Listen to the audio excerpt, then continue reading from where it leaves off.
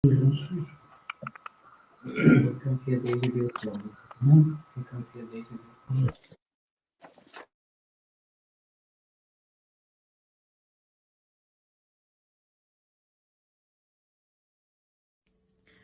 Voor mij is vrede meer dan de afwezigheid van oorlog en conflict. Het is een mate van sociale cohesie waarin wij liefde voelen en liefde uitdragen naar anderen toe. En dat wij geen haat voelen jegens anderen. En dat er geen spanning en geen angst bestaat in de samenleving.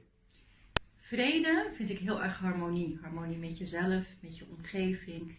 Vrede staat voor mij ook voor een stuk veiligheid. Dat je kunt zijn wie je bent en dat je de ruimte aan een ander geeft om te zijn wie die ander is. Vrede is voor mij geen oorlog voeren, maar daarbij ook respect hebben voor elkaar. Vrede zijn met u. Wat is vrede? Er is uiterlijke vrede en innerlijke vrede. Er kan nooit vrede zijn als er geen harmonie is tussen de woorden en daden van een persoon. Als we oprecht naar vrede verlangen, het zij in ons persoonlijk leven of op collectief niveau, is het centrale punt dat we voor anderen graag willen hebben wat we voor onszelf verlangen. Peace for me is to wake up at your own home. That you know that you are safe there.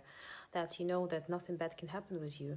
That you know that you don't need to move out from your home.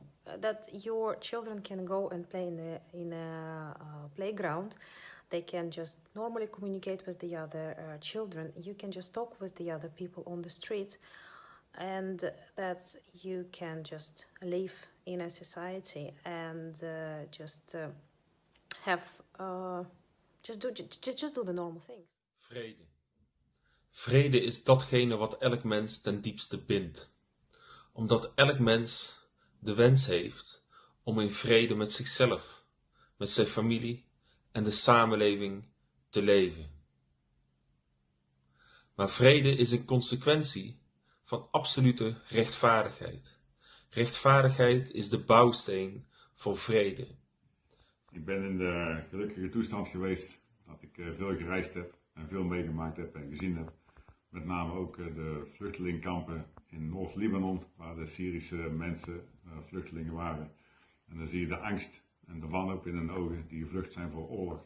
Wij kennen geen oorlog, wij kennen alleen maar vrede. Tenminste, wij denken dat we vrede kennen. Maar mensen nemen het vanzelfsprekend aan omdat vrede er is, omdat ze geen vergelijkingsmateriaal hebben. En dat is zeker niet. Je moet het zelf gaan doen. Ik heb een aantal vragen voor betreffend vrede. Wat is vrede? Vrede, hoe leef je samen met elkaar? Hoewel je allemaal verschillend bent. Hoe kun je samen productief en niet destructief zijn? Dat is vrede. Vrede staat voor een goede verstandhouding met de medemens.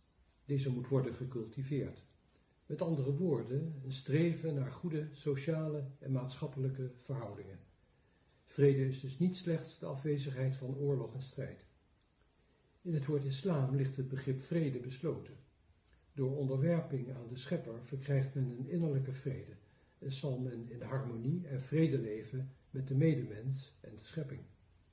De Heilige Koran spoort herhaaldelijk aan tot vrede.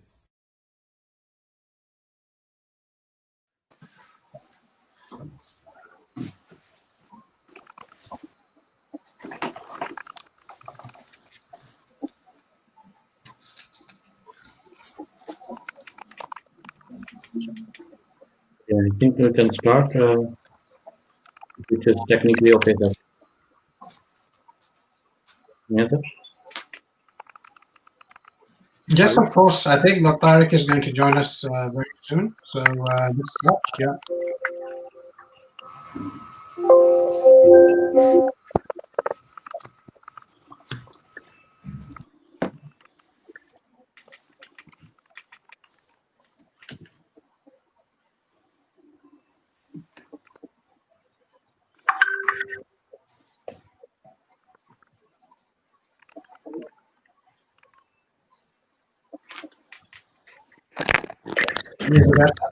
Shall we start?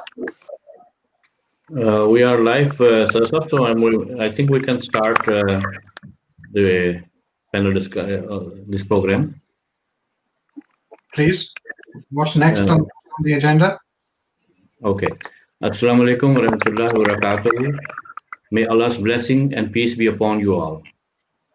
My name is Dr. Zubair Akmal, and I will be moderating this first online international panel discussion of Majlis Ansarullah Netherlands that is organized instead of our 5th annual peace conference for this year due to COVID-19 pandemic.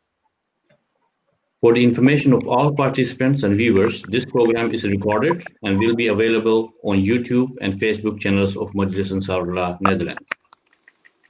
It is our tradition that we start our programs with the recitation of the Holy Quran in Arabic language.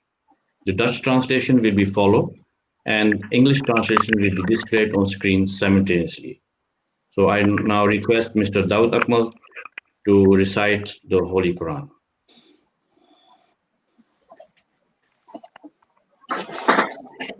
أعوذ بالله من الشيطان الرجيم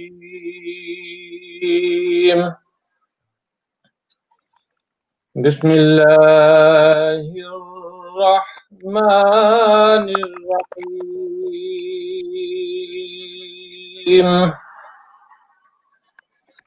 يا أيها الذين آمنوا كونوا قوامين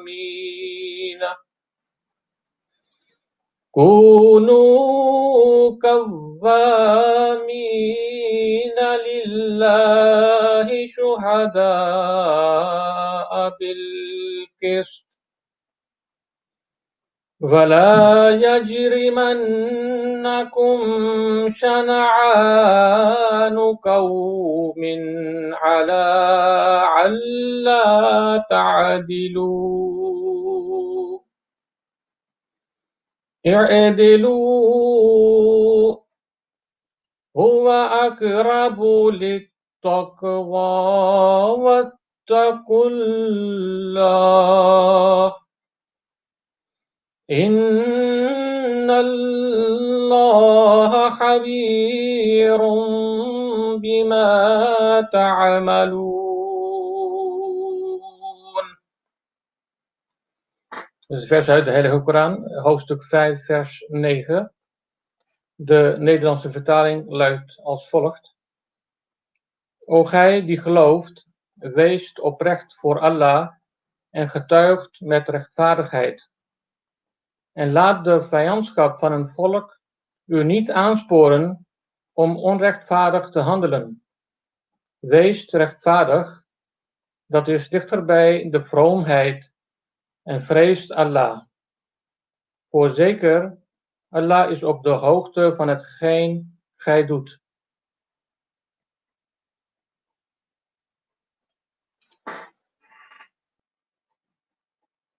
This panel discussion.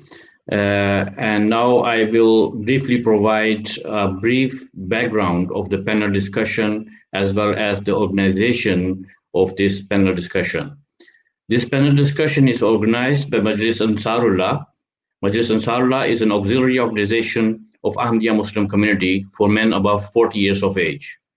It was founded in 1940 by Hazrat Mirza Bashiruddin Mahmud Ahmad, the second caliph of the community. Today it has branches spread across the globe. Promote the message that loyalty to one's country is a part of faith. Our motto is love for all, hatred for none. The Ahmadiyya Muslim community is a dynamic, fast-growing international revival movement within Islam. Founded in 1889, it spans over 200 countries with membership exceeding tens of millions. Its current headquarters are in the United Kingdom. The Ahmadiyya Muslim community is the only Islamic organization to believe that the long-awaited Messiah has come in the person of Hazrat Mirza Ghulam Ahmad alayhi salam of Qadian. Ahmad alayhi salam claimed to be the metaphorical second coming of Jesus Christ and the divine guide whose advent was foretold by the Prophet of Islam, Muhammad, peace be upon him. The Ahmadiyya Muslim community is the foremost Islamic organization with a central spiritual leader known as Khalifa of Islam. The community believes that only spiritual successorship of Khilafat can uphold the true values of Islam and unite humanity. 5 spiritual leaders have succeeded Ahmad Islam since his demise in 1908. Its 5th and current spiritual head, His Holiness Hazrat Mirza Masroor Ahmad, resides in the United Kingdom. Ladies and gentlemen, the theme of today's panel discussion is the fundamentals of true peace. This is our 5th peace conference and is being held virtually owing to the pandemic.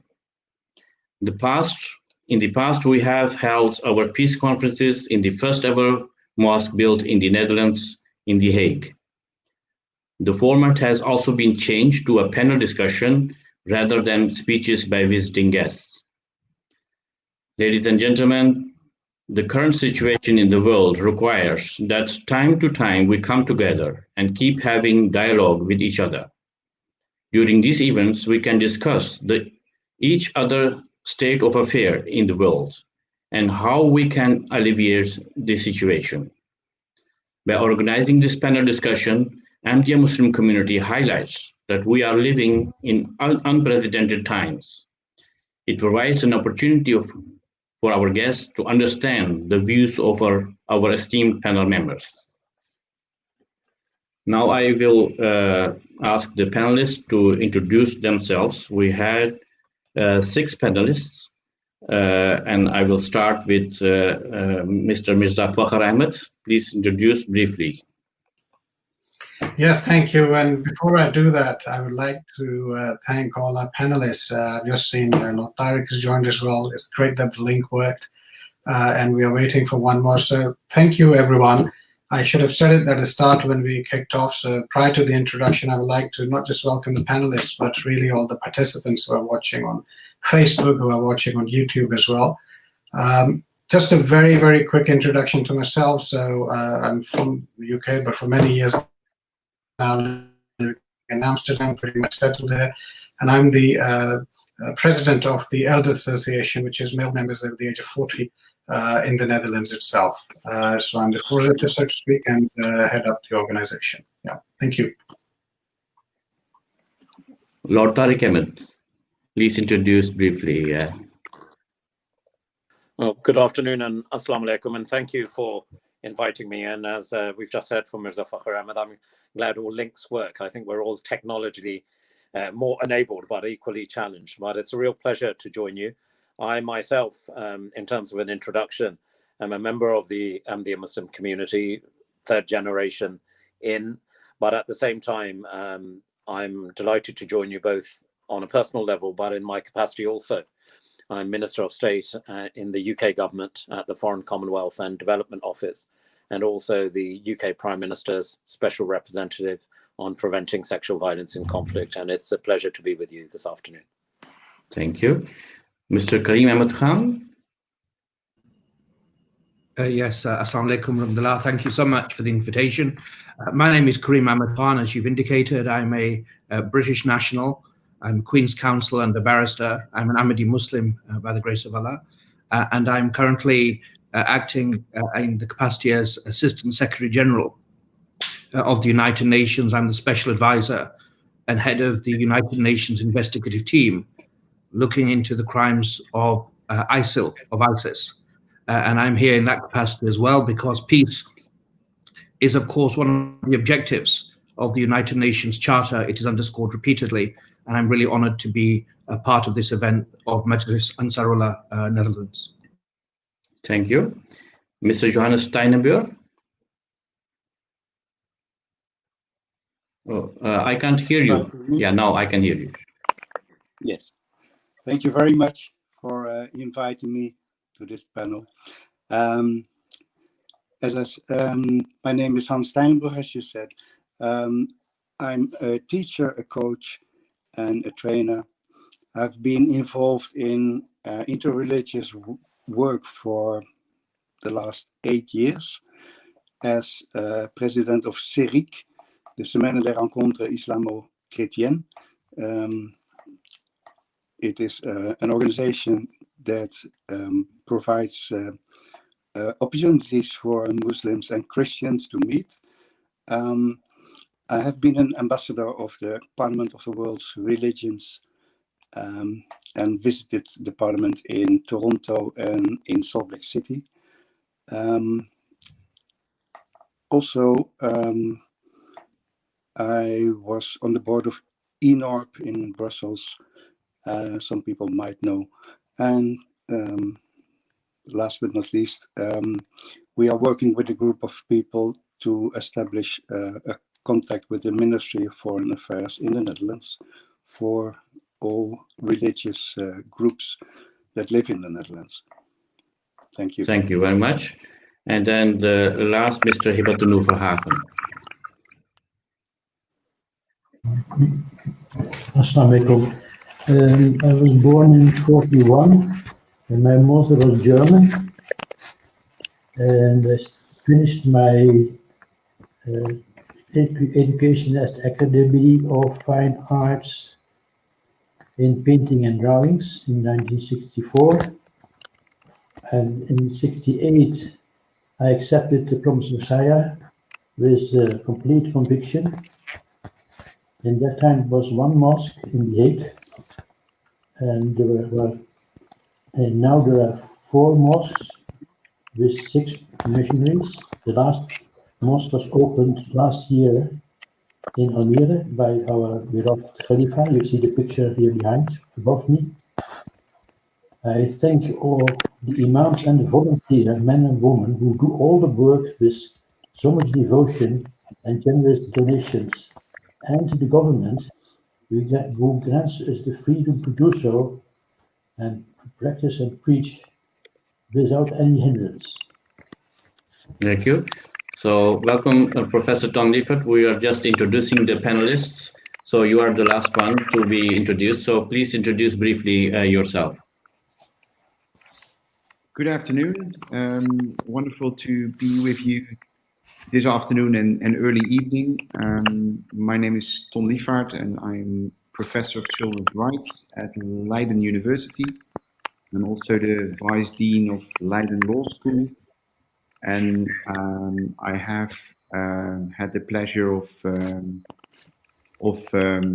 occupying, so to say, the UNICEF chair in children's rights at Leiden as of since 2012. But it's a wonderful pleasure to be here with you today. Thank you very much indeed for the invitation. Thank you very much. So let's start the panel discussion. And the theme of today's panel discussion is the fundamentals of the true peace. And our first subject is on the civil rights and racial discrimination and racial injustice. Civil rights, or the rights of citizens in a country to have equal treatment socially and politically, is one of the most significant social issues around the world. Racism has long history, and its impact can be found in every facet of education, business, media, and day-to-day life. This came to the fore with shooting of George Floyd in Minnesota, leading to the Black Lives Matter movement. Similar protests and movements were launched globally. So the question is, how do we ensure equal rights for citizens in such trying and turbulent times to ensure social cohesiveness, and how we do bring about the concept of absolute justice? So my first question is to Lord Tariq Ahmed, and you have 2 to 3 minutes. Please. Well, thank you for that. I think this has been an issue, particularly the issue you rightly raised on civil rights and racial discrimination, which has been, amongst other challenges that we face this year, has been occupying every media channel that you come across. And there's good reason for that here we are in 2020, yet the injustices many people face.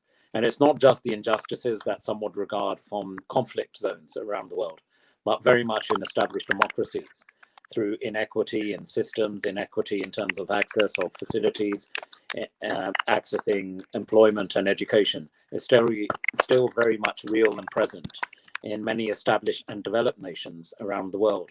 And you referred in your opening to the situation and the sad and tragic death of George Floyd. But I would certainly just go back in recent history within the US context. And whilst there's been a lot of focus on the issue of, taking a knee, and what does that actually signify? I think even the history of that is important just to briefly reflect on.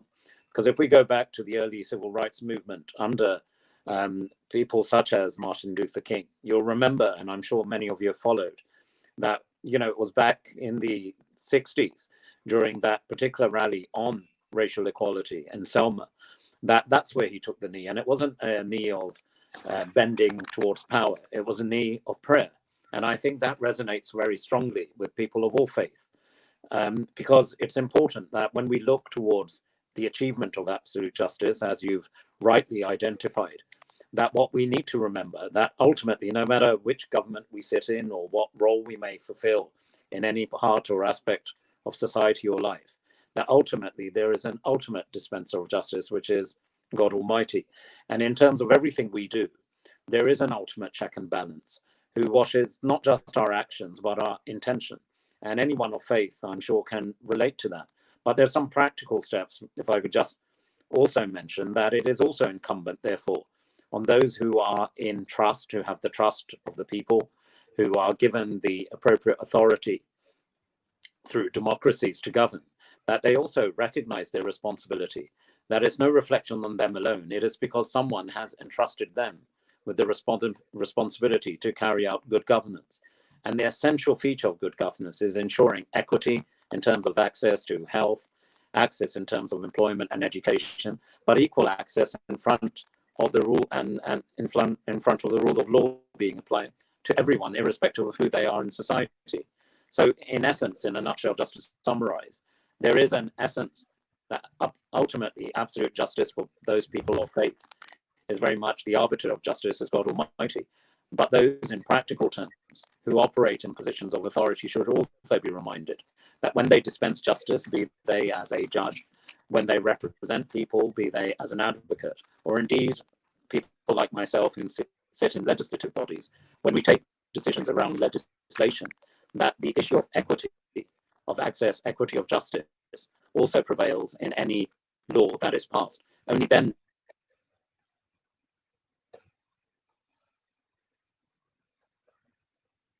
Yes, thank you.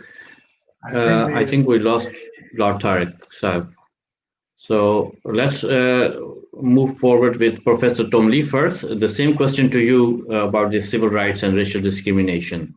How can we have equal rights for the citizens and cohesiveness in the society? Yeah, thank you very much. I mean, it's a very big but very fundamental question. Just before I went to this meeting, I attended the annual Cleveringa lecture at our university, which commemorates Professor Cleveringa's lecture in World War II, through which he stood up for racial discrimination imposed by the German occupation. Professor General Romeo Dallaire is the holder of the Cleveringa chair this year, and he raised the question in his address just now: how can it be that we treat some as less human than others? And how can it be that there are humans who consider themselves as being more human than others? I think it is a fundamental question you raise here, because it goes against the foundations, the very foundations of the protection of humanity and human dignity that we agreed upon after World War II. I think what is needed is, first of all, that we recognize that this is an issue that concerns us all. Recognition that racism and discrimination, exclusion exists, but also that it exists among ourselves, is a very critical starting point. Racism, exclusion, discrimination can be deliberate, it can be systematized, but it can also be much more implicit. But regardless of the form, we are confronted with the massive implications it has across generations. A very big issue from my perspective as a chair in children's rights is that we make sure that the generations to come do not make the same mistakes as the generations that went before them. So my call upon everyone here present today is to invest in explaining the impact of the existence and the impact racial discrimination and racial injustice has on the lives of human beings across the globe. Through that, we may be able to prepare a new generation of human beings that is ready to, or is equipped and therefore ready to tackle the issue, which is of such major concern. So we are definitely talking about an intergenerational approach to the elimination of racial discrimination, inequity, inequality, exclusion.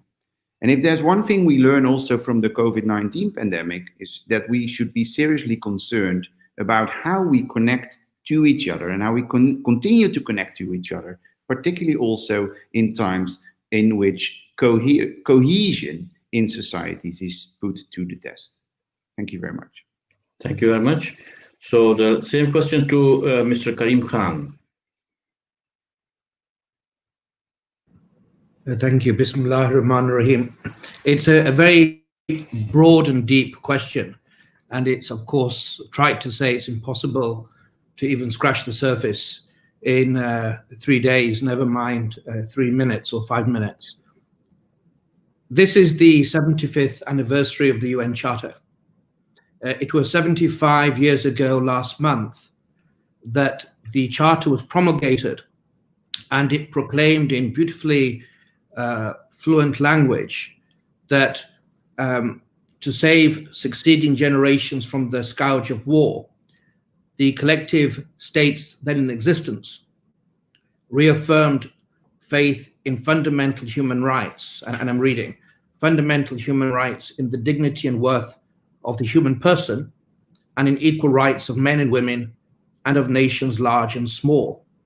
And the preamble then went on to state that for these ends, it was calling upon and requiring the practice of tolerance, to live together in peace and with one another as good neighbors. Now, what we have seen over the march of humanity from barbarism to, God willing, in many respects, greater civility, is a story of horrors that has seen slavery, it has seen apartheid, it has seen racism, discrimination, unconscious bias.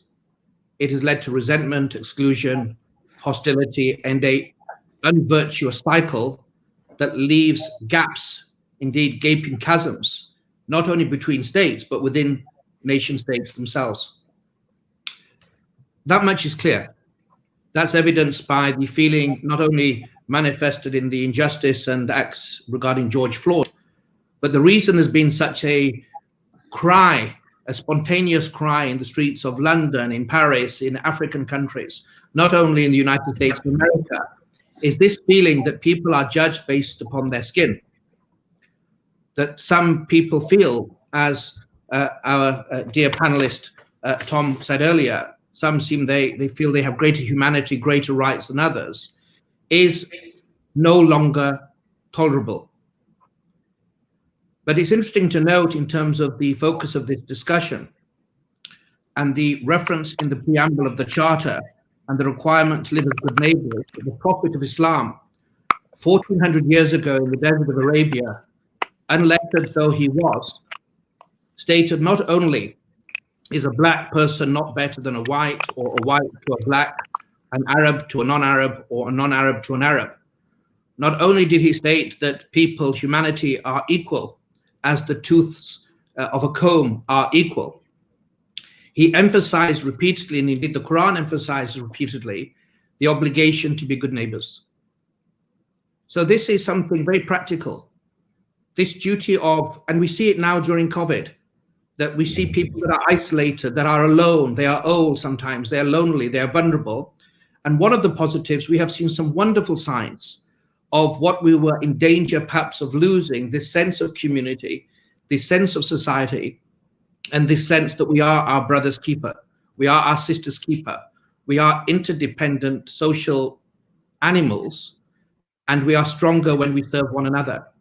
And during a perspective of Islam and Islam's own answer to world peace and fostering that, it went so far that during the time of the Prophet of Islam, companions thought, in fact the Prophet himself, that it was going to a stage where even it was viewed that neighbors would get rights of inheritance. And the important thing here is neighbors are not just the physical neighbors. It is the neighbor, according to Islam, that you know, the neighbor you don't know, the neighbor that is close, the neighbor that is far. So it is, and it also echoes and adds depth to the Christian teaching, the teaching in the Talmud as well, that we are our brother's keeper. And I think this is one of the essential aspects if we're going to go towards absolute justice. Any sense, any view that an individual's ability or worth in a community, in a society, or internationally is a function of the color of their skin, the passport that they may hold, their ethnic origin, or indeed their religion, these are all irrelevant considerations, given that the Quran repeatedly says individuals have rights because they are created by God. And if we are blind to these extraneous factors and realize as human beings we have these responsibilities as well as rights, I think these are some of the preconditions to create an environment where there could be greater social cohesion, and the glue of society can help keep us together on a local level, but also on an international level. So I think that's my contribution in a few minutes. Thank you very much for your view. Actually, thank you very much for all the panelists. Let's move on to the next topic, and that's about the conflicts, terrorism, and crime. The year 2020 marks the 9th anniversary of the war in Syria and the 5th in Yemen. Lethal violence and violence crime are on the rise, affecting growing sites in the urbanizing world. And the risk of intense conflicts and geopolitical strife has taken center stage. The UN is a force for good, but reliant at the mercy of its vetoing member and constitutes. So the question is, in your experience, how can governments and politicians move to establishing a peaceful coexistence between states and ensure the rule of international law is adhered by all? Also, are we headed for another global war, given the state of affairs today? So, first panelist, Mr. Hibbatunoer Verhagen. Bismillahirrahmanirrahim. In 2015, the Standing Committee for Foreign Affairs of the Parliament in Holland invited our Hazard Diplomacy the 5th, you see on the picture. And the topic of his address was World Peace and Security, the critical issues of our time. This speech is part of a bigger compilation of the speeches and letters of His Holiness, which is called World Crisis and the Pathway to Peace, which he lectures he delivered all over the world, in America, Japan, Australia, and letters to most the world's leaders. So in this speech, he mentioned some golden keys to peace. And the references he mentioned, that can be found easily, if you want to, from the Quran. So there were a few points, I just say it in my own words, more or less. That is war, which is in fact, the most serious conflict possible. And Islam means peace, but anyhow, war is a big topic which has been dealt with in such a fantastic way that I think that the title Golden Keys is very suitable to these points, basic points. I mentioned a few. There are much more. But first is, war can only be made in defense. Then that's it. Then, if the enemy stops, whatever may be his intention, the war stops. and the period starts to work for peaceful solutions. You see? Whatever the intentions, the war stops. Then the third one, which I find it's fantastic, is that mediation by third parties should be involved.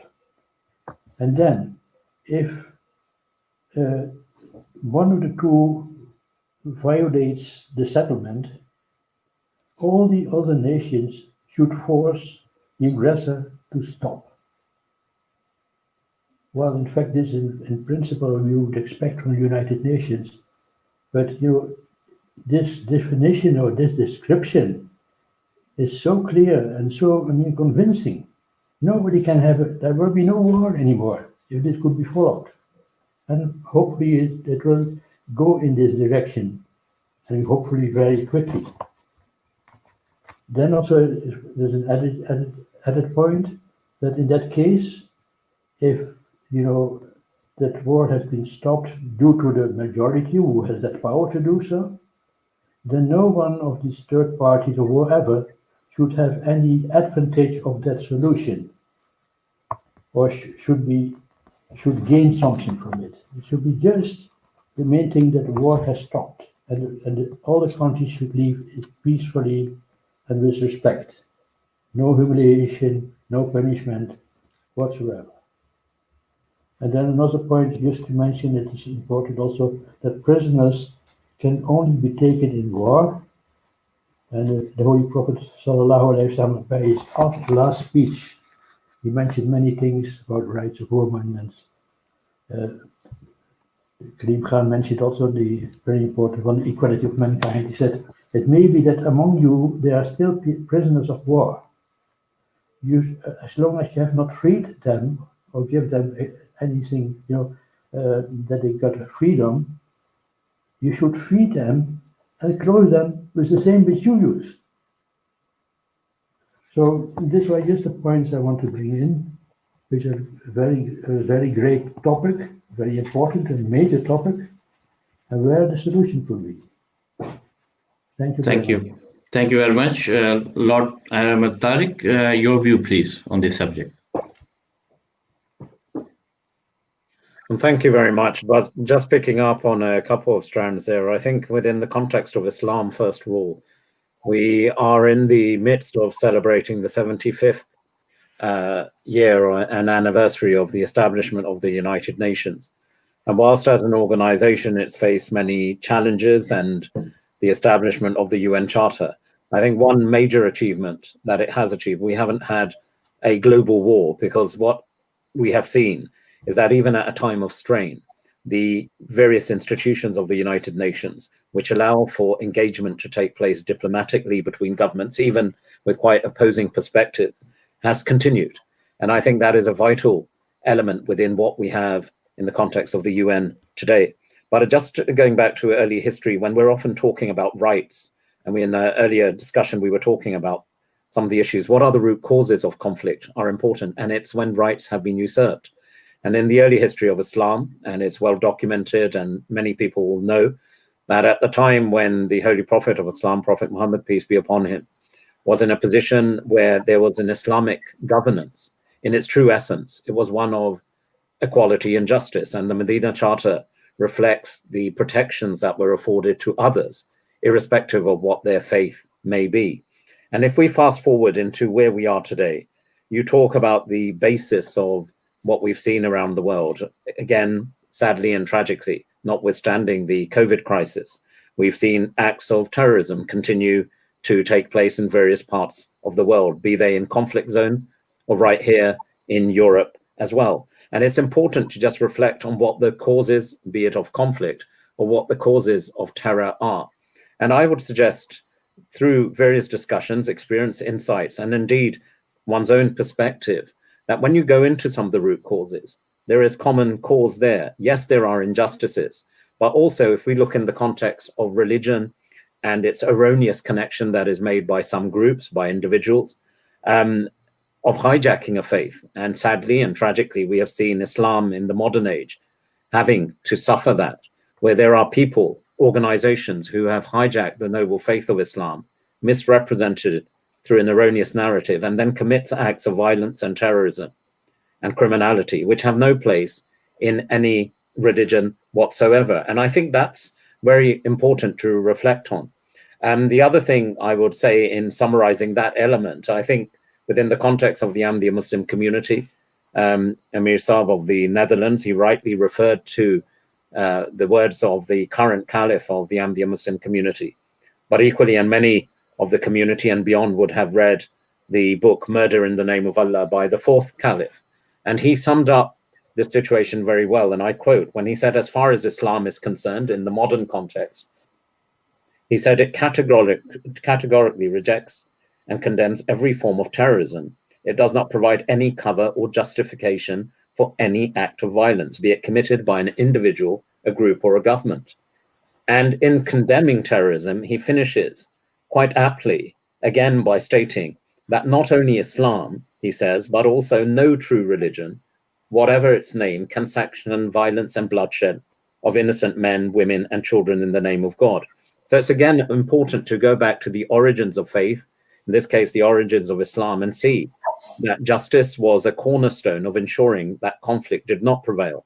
But tragically, in the modern age, we are seeing that conflicts that do take place often come from those usurping the rights of individuals and communities and injustices, and they lead to further conflict within society. A progressive, inclusive society, whether it is a developed nation or a developing nation, is best and at its best when it serves and addresses all the injustices and ensures as a guarantor the rights and equal rights of all citizens, irrespective of who they are, what religion, faith they may be.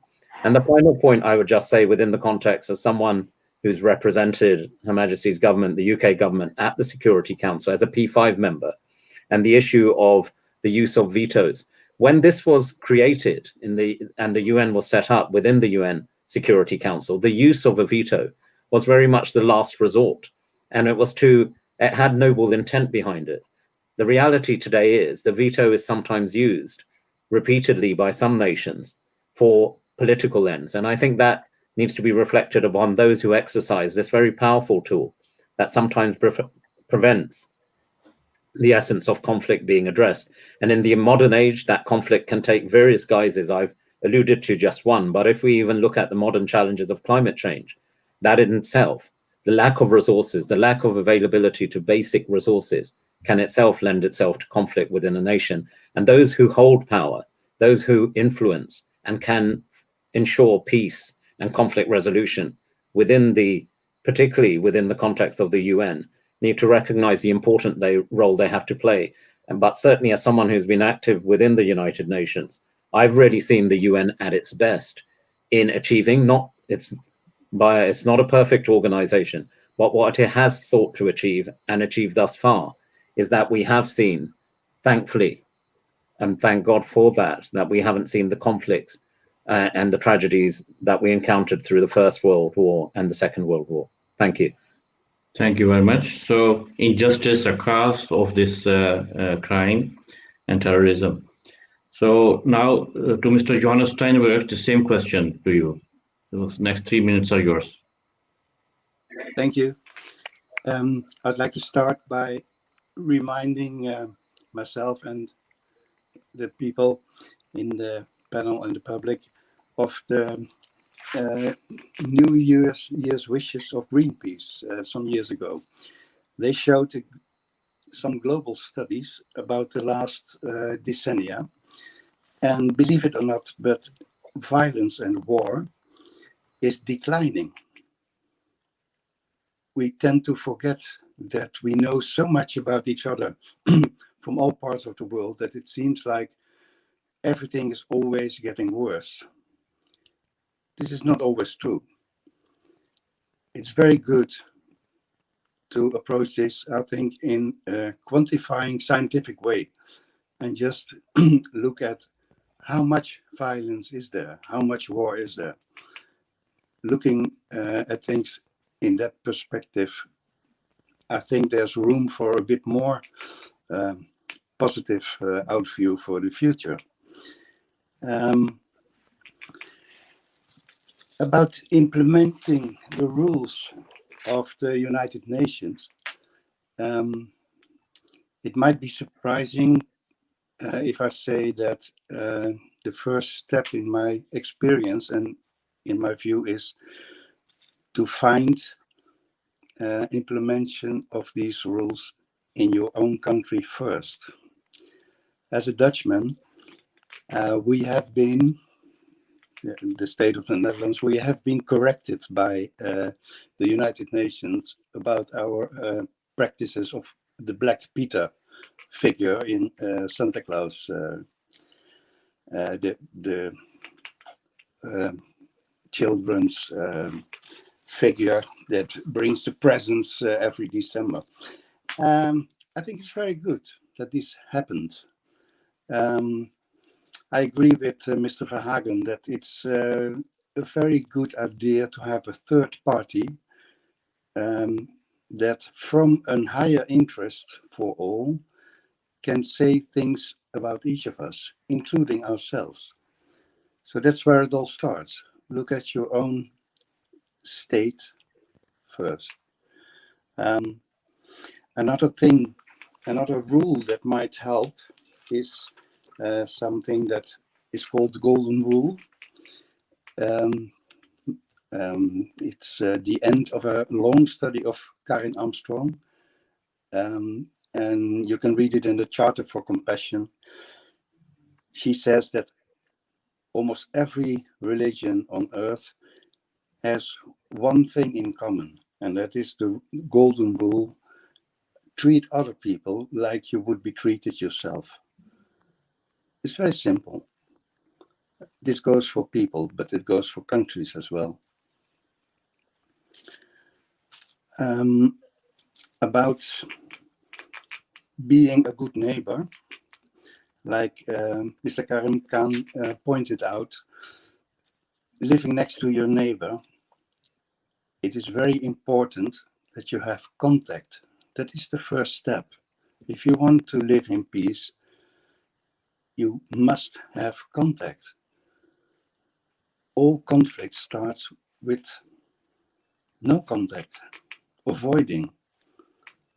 If you do not allow that to happen, if you keep looking for contact, chances are that there will be no conflict at all. Also, a very simple rule: everybody in his own way, but also in greater NGOs, states, greater organizations, can be implemented. So, in my experience, looking for very practical ways to make contact between people from various backgrounds is a very good way of avoiding conflict. Thank you. Thank you very much. So treat other people like you treat your own people, and good contact or good communication can help. Right. So let's move on to the next topic, and that's about the refugee crisis. According to the United Nations, more people than ever before live in a different country than the one where they were born. Roughly 70.8 million people have been forced from their homes, and more than half of the globe's refugees are under 18 years old. So the question is, how can we best ensure integration from a political and social perspective, and ensure that it leads to all citizens feeling they have stake in their adopted country? So the question is to Professor Ton Liefaard.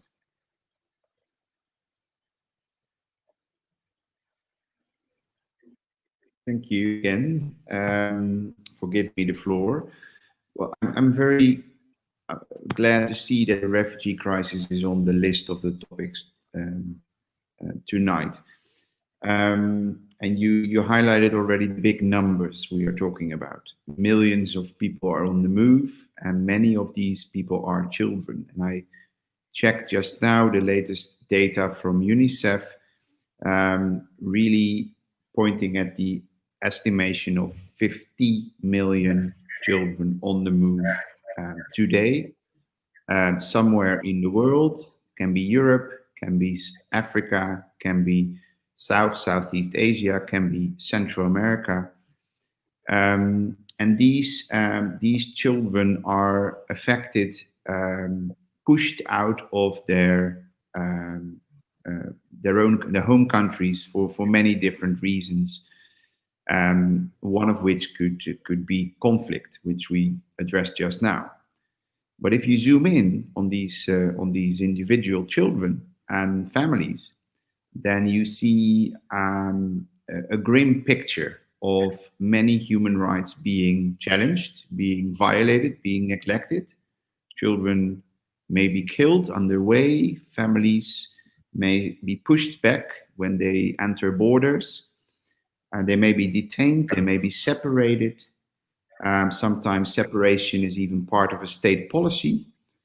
They may be subjected to long procedures in uncertainty, having no access to any prosperity, any future. They may be forced to move and move and move again. They may be subjected to exploitation and trafficking. And that's just happening as we speak, on a daily basis. And I think we have to address this much more fundamentally than we do now. We have to challenge the narratives that we are using when it comes to families and children on the move. We have to make sure that we no longer see people on the move as the other people.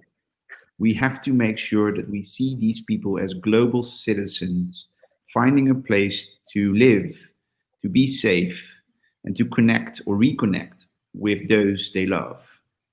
And I think the change of the narrative is fundamental here, because if there's one group of human beings in the world that is suffering from the wrong narrative, being a narrative that is basically about protection, the protection of the borders of the nation state, it is the human being on the move. There are two very concrete things that we should actually pick up. And one is accountability.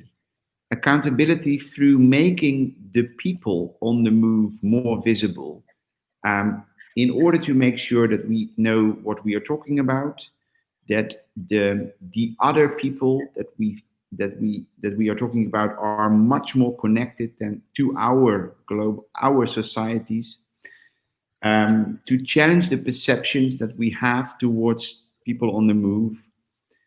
That is one. And the other thing is compassion. And compassion was mentioned just now. The previous speaker referred to Karen Armstrong, but compassion is also very closely related to the protection of human dignity and human rights. So the comments that were made before, being each other's neighbors, being each other's brother's keeper, being compassionate, is something that will help us to change the narrative into the narrative approaching everyone, every single individual on the move as a citizen, a global citizen in the first place. I would like to close by calling upon everyone not to overlook the many children and families that are currently stuck in northern Syria and in Iraq, desperately waiting to go back to home countries, for example, in Western Europe. It's something my own country is struggling with, and I think that is a specific group that requires our attention. They are seriously at the risk of being excluded once again, which will definitely, in my view, go at the cost of connecting with them in the near future. Thank you. Thank you very much. So now we go forward with Mr. Karim Khan. Please, your view on this subject. I think it's a terribly important topic, and I really humbly commend the organizers for including it. I'm here in Iraq. I've been to the refugee camps in the north of Syria, around Sinjar, the north of Iraq.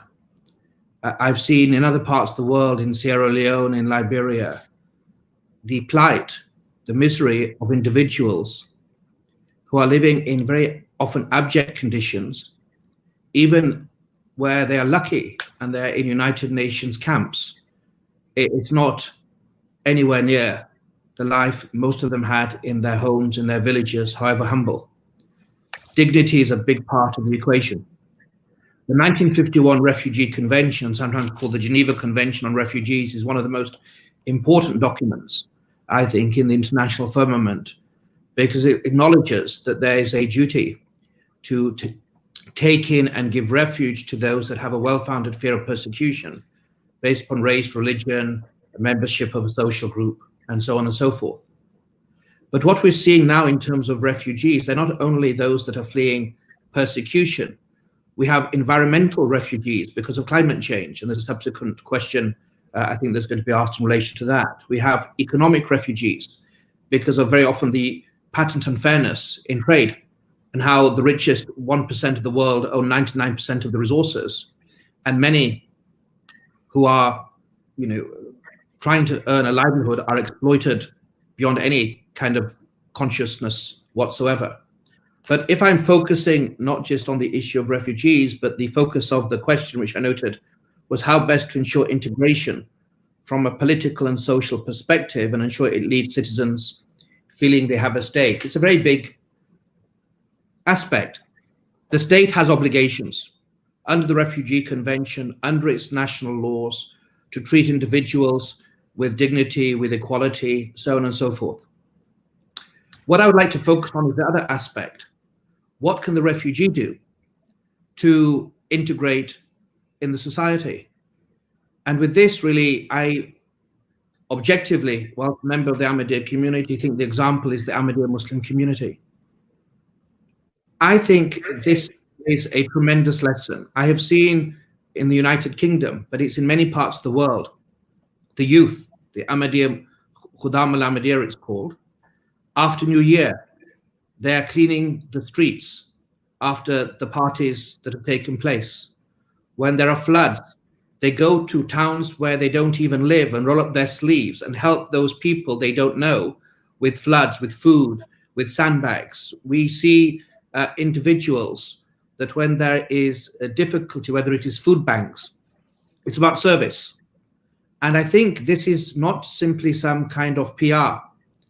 The Quran itself states that Muslims and the Prophet himself as Rahmatul lil Alameen is to be what it aspires and must try to be a service to mankind.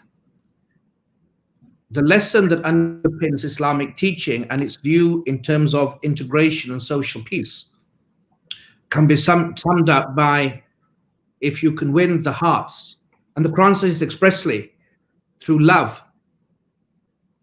It's not a word only for romantic cards. It's something that we should not be shy of using in our daily conversations, in our daily actions. It's nothing to be embarrassed about. Kindness is a form of love. A smile is a form of love. But the Quran says very clearly, through love, bitter enemies became like one's closest friends. So I think the way of ensuring social integration, and it takes two to tango, the host country, the law, the legal regime, but there's an awful lot that can be done to show that the individual, the refugee themselves, try hard to integrate. And one way of integrating is, as I said earlier, not just abstractly caring for one's neighbor, but going out and serving people and showing that you care for the values of a society. The other aspect I think that's important leads to integration, is to let individuals realize that there are possibilities to be judged not by their religion or their color or the fact that they've come really with nothing and left so much behind, but by their own work ethic and contribution. I think there it's very positive, very often, and I know as a lawyer, I'm sorry if you forgive me from talking there, I remember, there's a Sikh, Rubinder Singh, he's a Court of Appeal Sikh. He's a Court of Appeal judge in England, he's a Sikh. And I always was impressed with him that the bar that I joined was there was a lot of discrimination and exclusion. It was very tough. Thankfully, things have improved significantly. But Rubinder Singh very proudly wore his turban. and now he's in the Court of Appeal, and one day very soon maybe he'll go to the Supreme Court. There's a Queen's Counsel I know, Shahida Fatima. She became a Queen's Counsel some years ago, but brilliant lawyer, very proudly wearing her hijab in court. I think this is important, that if the population, the immigrant community, can see people with names that are not John Smith, they're not necessarily Johnny hockey stick players, you know, from that kind of clique, that kind of class that sometimes views itself as entitled or may be pervaded with unconscious bias. These role models can help inspire future generations to feel they can make it. It's not just in law. The role models of people like Muhammad Salah in football, these type of stars are important in giving people hope about being accepted, being able to succeed, being able to be viewed, not as unwanted baggage, not some kind of burden on the state, but as individuals that can lead the state, can improve the state, and contribute to social cohesion and the continued progress of the country that has taken them in. Thank you very much. So now I ask Hibbatunoer Verhagen for his brief view for this, because we're running a little bit out of the time. Please.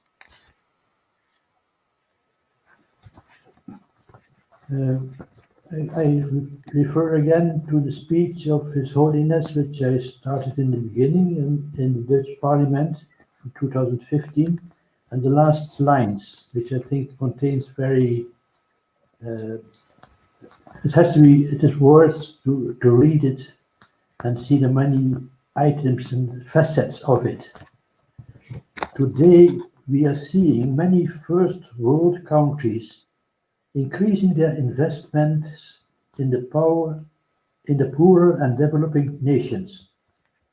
It is imperative that they act with justice and seek to help, and not merely utilize their natural resources and cheap labor forces for their own national gains and profit-making.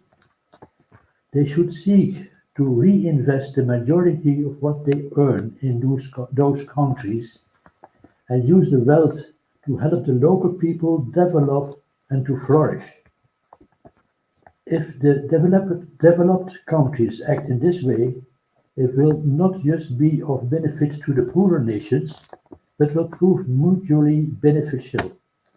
It will increase trust and confidence and remove frustrations that are building up. It will eradicate the impression that the wealthy nations carry only for themselves and desire to unjustly derive benefit from the resources of the weak and the poor. Furthermore, it will be a means of improving the local economies, and so in turn will elevate the world's economy and financial health. Most certainly, it would be a means of establishing a sense of global community, compassion and humanity, and above all, it will be the foundations for true peace in the world. The last sentence is very serious. If we do not pay heed to this, then the state of today's world peace will lead to the outbreak of a disastrous world war whose repercussion will be felt for generations to come, and consequently our generations won't forgive us for this. So this was my contribution for this topic. Okay, thank you very much. So this concludes this refugee crisis topic. So let's move on for the next topic is about income gap and poverty. A recent report found that the income gap was the largest it's ever been in 50 years. Following the COVID-19 pandemic, that divide is likely much larger than before. Pay disparities can also be a factor at play, based on both race, religion, and gender. Similarly, poverty and homelessness continue to be global challenges, with a quarter of the global population living in substandard and harmful dwellings. So the question is, with a considerable economic impact to people's earning power, during the age of COVID-19, do you see the increasing income gap creating upheaval across the world? And how can we mitigate both poverty and reduce the income gap? The question is for Mr. Johannes Steijnebrugh. I can't hear you, Mr. Yes, now I can, please. Yes. Okay. Thank you very much.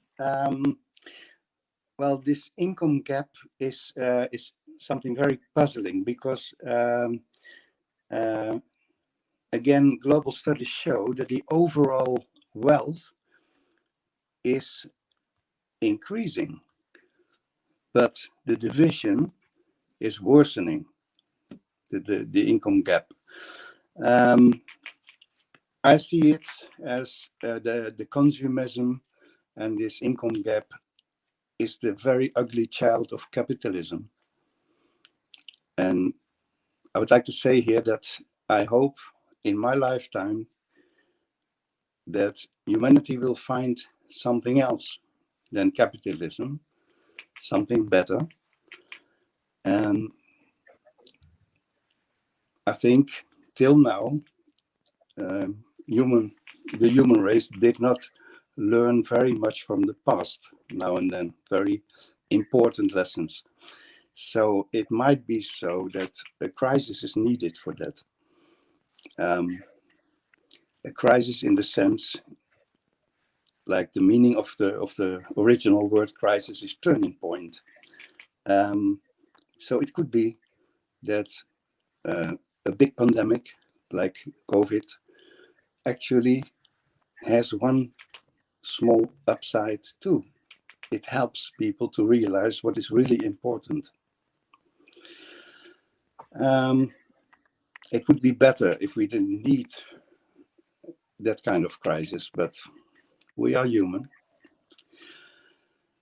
I would like to tell you about a story I heard from a Native American who told people at the Parliament of the World Religions, and I have to paraphrase, I don't remember the exact words, but he said, after all the trees have fallen, after all the plants have died, only then men will realize that you cannot eat money. It's not a very positive outlook at the future, but I think we can learn. Thank you. Thank you very much. So the same question to Mr. Mirza Fakhr Ahmed. So I also get to answer one question at least. So I think it's, I think a few years ago you may have heard of it. Thomas Piketty wrote a book, Capitalism in the 21st Century, and it really split those who most of the people really hadn't read it. It's quite a large, thick book about economics, but it split people down the middle.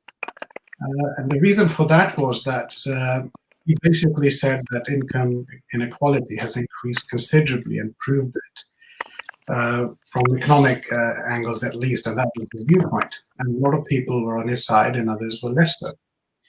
Now it is apparent that over the last many years, in terms of industrial revolution, in terms of technology, in terms of people and coming together, overall, people are better than before. But that is really in terms of absolute poverty and people being risen out of poverty. But the question here is about income inequality. And that has increased considerably, even during the COVID side of things. If you look at it, the markets are riding high, and there's a considerable amount of money and liquidity flowing into markets. But when you look at it on the ground, when you look at it, especially across Europe, US, relatively much developed countries, you see that a lot of people feel left out. They feel left out because either they didn't have savings, they couldn't draw on anything, and they are left at the mercy of the government in many respects because they are unable to provide for themselves. Now, that has really brought things to the fore. And I think this was happening for many years. If you look at a lot of right-wing movements that have raised their heads across Europe and other places, not just Europe, US, everywhere else, and a lot of populism that has come to the fore, I believe that one of the main reasons for that is people do not feel that they have a stake, a financial stake, an economic stake for themselves or for their future generations. And then what you do is just lash out because you do not have that economic certainty. So I think it's very important that that economic certainty is brought about. There are various things that can be done. Of course, we're not going to resolve world hunger, as we say, sitting in this panel. But for example, areas like a fair distribution of wealth, a fair taxation element from a political perspective, these sort of things come to the fore. And there needs to be a global effort around this rather than purely from a national perspective, because we are all now connected together and we have to come up with solutions which allow us to work together on this as well.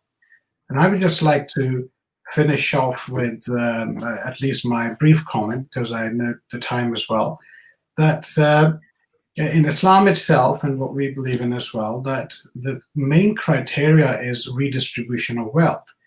Because that leads to, and this is not unfair distribution of wealth. I mean, profit is regarded as a good thing as well. But the main thing is the redistribution of wealth needs to be fair. And the injunction in the Holy Quran is also that the world's wealth belongs to all mankind. This doesn't mean that you take it by force.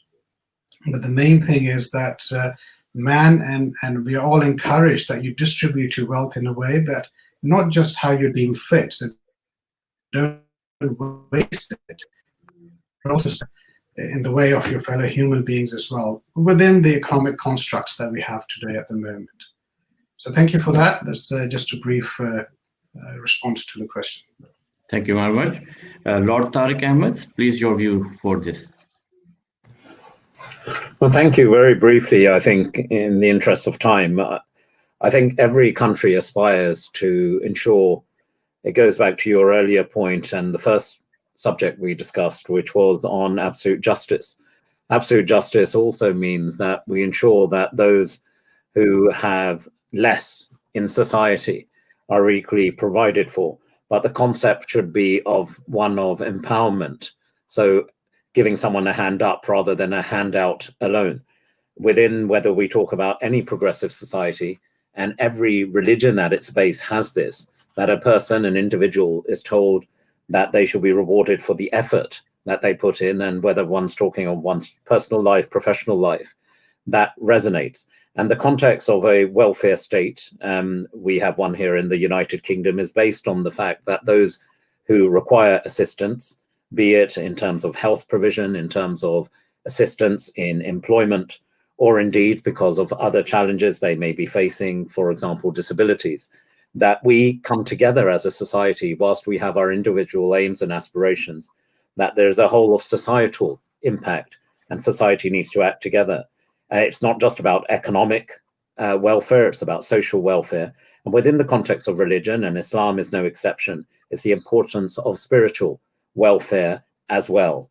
Now, in the context of time, I could go on further, but I think it is important to reflect, as you rightly introduced this particular discussion subject, that the COVID crisis has really made us all stop and think. And I'm often asked the question, what is one learning you can take away from the challenge of the COVID pandemic that's engulfed us all? And I would say this, like everyone else, whether you're sitting in your office or you're sitting in your home study or you're on a mobile phone connecting into this particular discussion. Technology has been an enabler, but it's made us rethink things, that we are dependent on each other.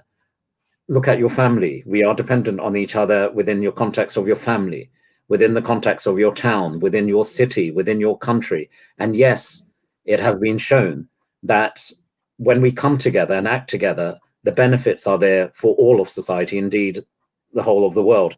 And I would end just by saying, in the COVID-19 response, whilst there have been very challenges and tragically many deaths across the world, there has been a real glimmer of hope for the future and facing up to many of the challenges. myself and the other panelists have discussed today.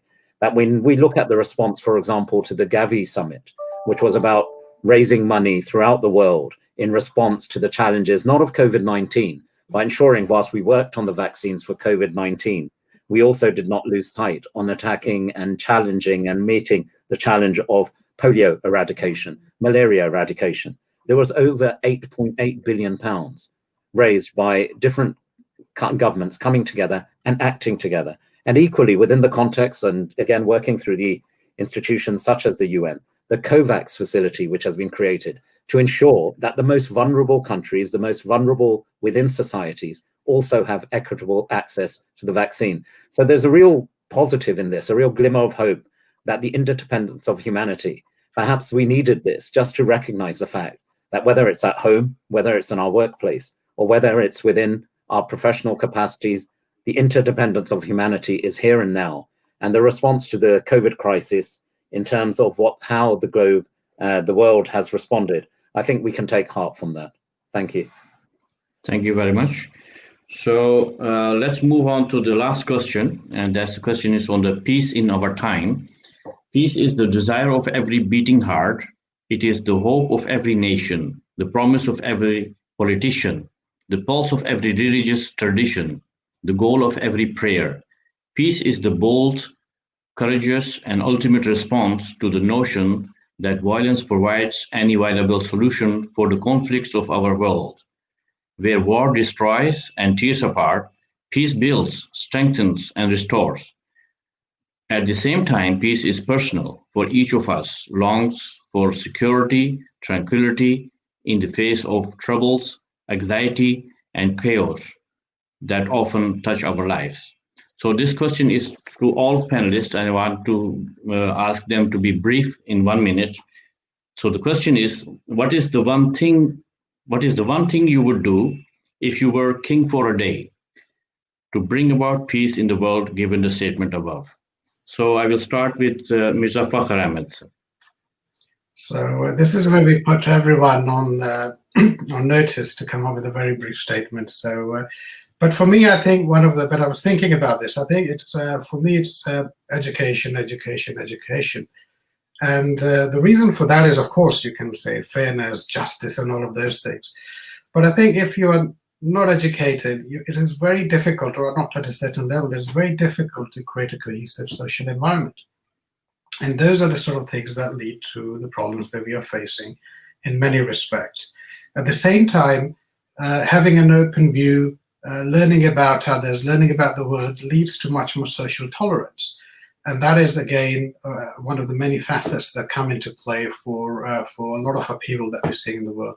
And finally, with education, it also leads to considerable social mobility, which overcomes some of the elements which are difficult to achieve in terms of economic well-being as well. So for me, it's education primarily, which lends and can make a huge difference if you bring everyone globally up to a certain level. Thank you. Professor Ton Liefaard, please, your view. If you were king for a day. Yeah, that's a wonderful prospect. If I were, I would connect very much to the education point. Connecting generations would be my focus, and the empowerment of the young people. If we bring in children, we will gain resourcefulness, we will gain creativity, we will gain honesty. Yeah, that's something we need.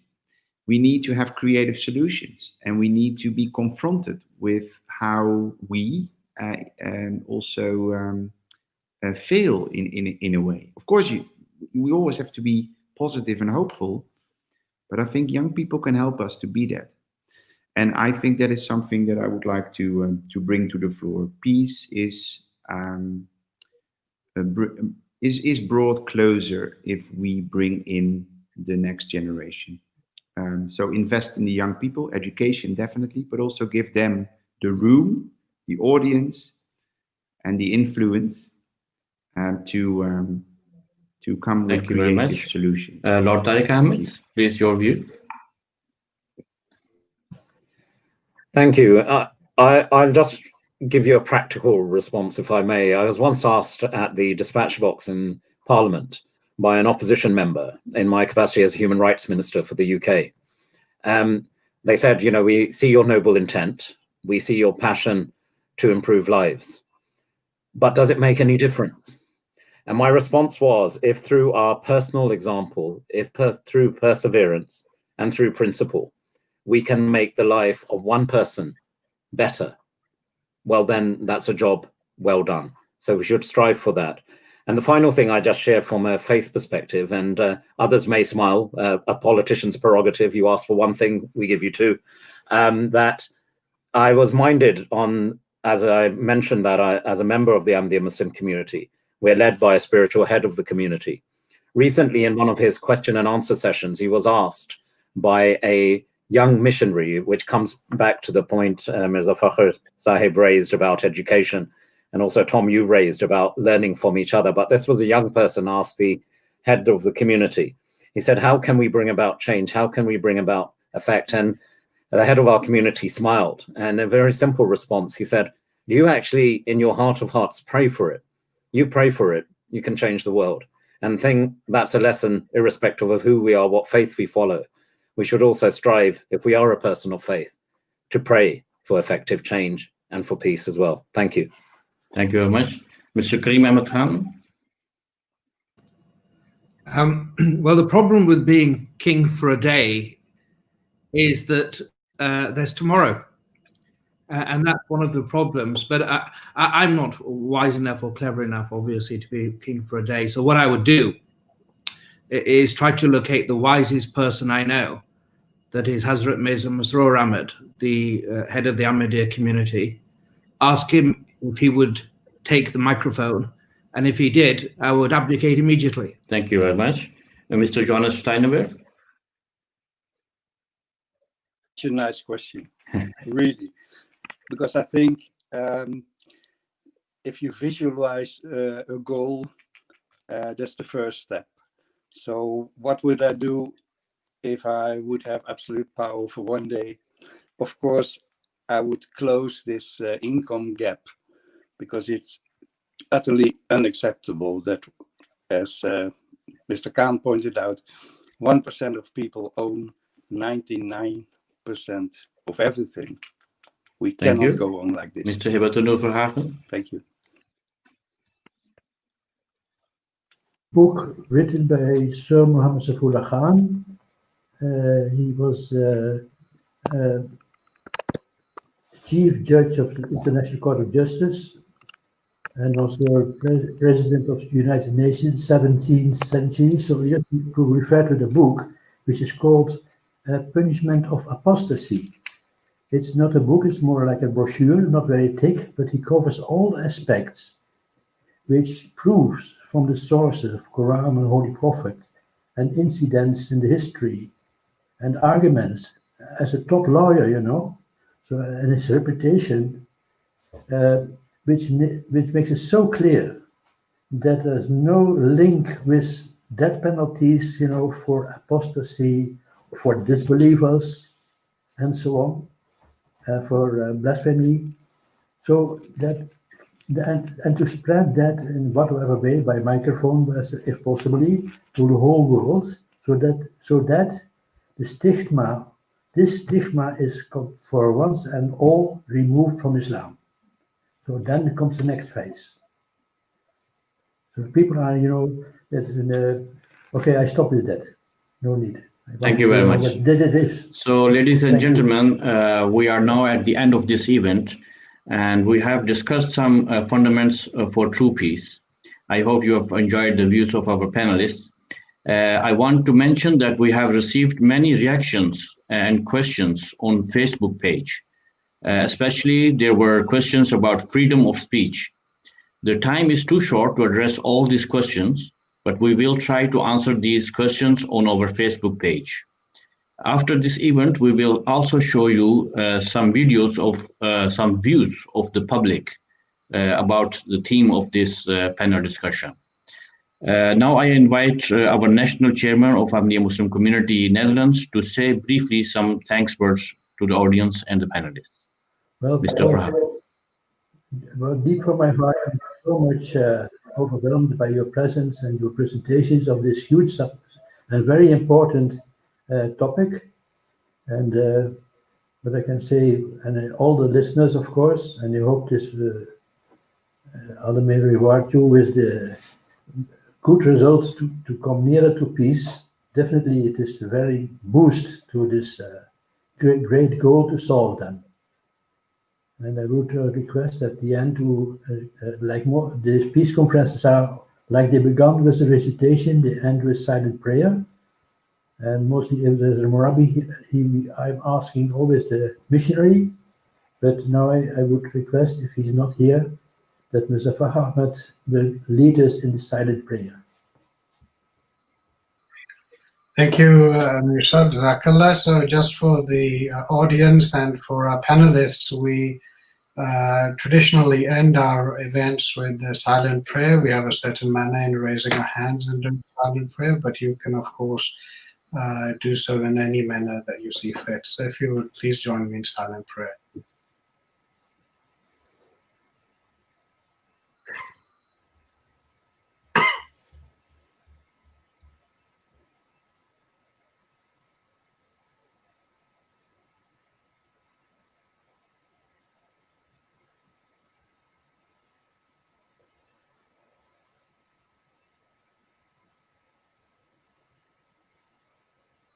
Amen.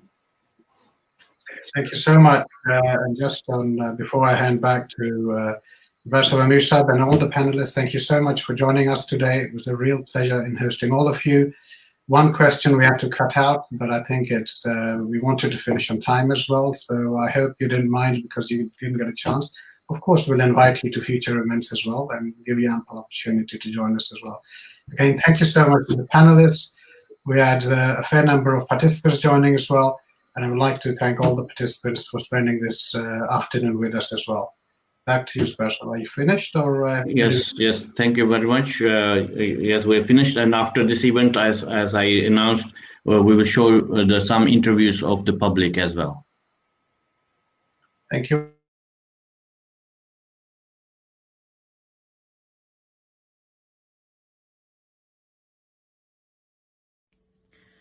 Voor mij is vrede meer dan de afwezigheid van oorlog en conflict. Het is een mate van sociale cohesie waarin wij liefde voelen en liefde uitdragen naar anderen toe. En dat wij geen haat voelen jegens anderen. En dat er geen spanning en geen angst bestaat in de samenleving. Vrede vind ik heel erg harmonie. Harmonie met jezelf, met je omgeving. Vrede staat voor mij ook voor een stuk veiligheid. Dat je kunt zijn wie je bent en dat je de ruimte aan een ander geeft om te zijn wie die ander is. Vrede is voor mij geen oorlog voeren, maar daarbij ook respect hebben voor elkaar. Vrede zijn met u. Wat is vrede? Er is uiterlijke vrede en innerlijke vrede.